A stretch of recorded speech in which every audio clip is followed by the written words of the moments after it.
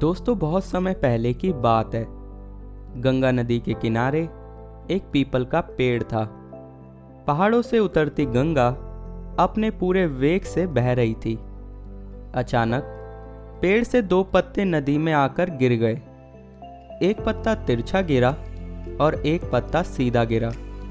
जो पत्ता तिरछा गिरा था वो पत्ता जिद पर अड़ गया कि आज चाहे कुछ भी हो जाए, मैं इस नदी को रोक कर ही रहूँगा। चाहे मेरे प्राण ही क्यों ना निकल जाए, मैं इसे आगे बढ़ने नहीं दूंगा। वह पत्ता जोर जोर से चिल्लाने लगा कि रुक जा गंगा, मैं तुझे आगे जाने नहीं दूंगा। पर नदी तो बहती ही जा रही थी। नदी को तो पता ही नहीं था कि कोई पत्ता उसे रोकने का प्रयास कर रहा है। इधर पत्ते की जान पर बन आई थी। वह लगातार संघर्ष तो कर रहा था, लेकिन वो पत्ता यह नहीं जानता था कि वो चाहे कितना भी प्रयास क्यों ना कर ले, हार उसकी निश्चित है। परंतु अब और तब के बीच का समय उसके लिए दुख और पीड़ा का समय बन चुका था।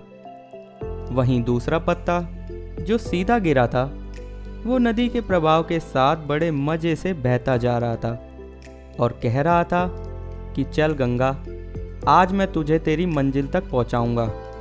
चाहे जो हो जाए, मैं तेरे मार्ग में कोई भी अवरोध नहीं आने दूंगा। नदी को इस पत्ते के बारे में भी कुछ नहीं पता था। वह तो अपनी धुन में सागर की ओर बहती जा रही थी।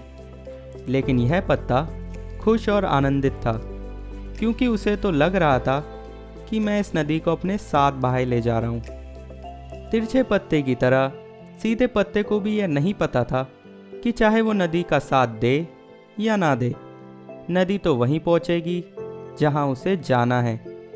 पर अब और तब के बीच का समय उसके लिए आनंद का समय बन चुका था।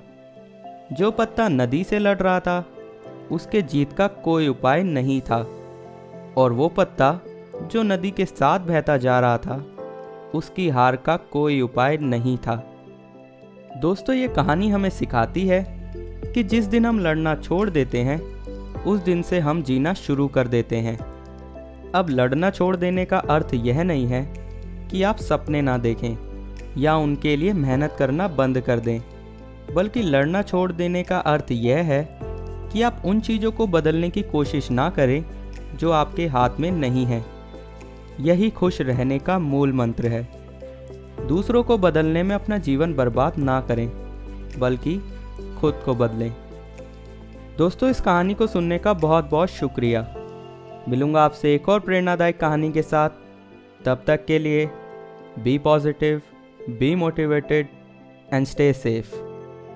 Good bye.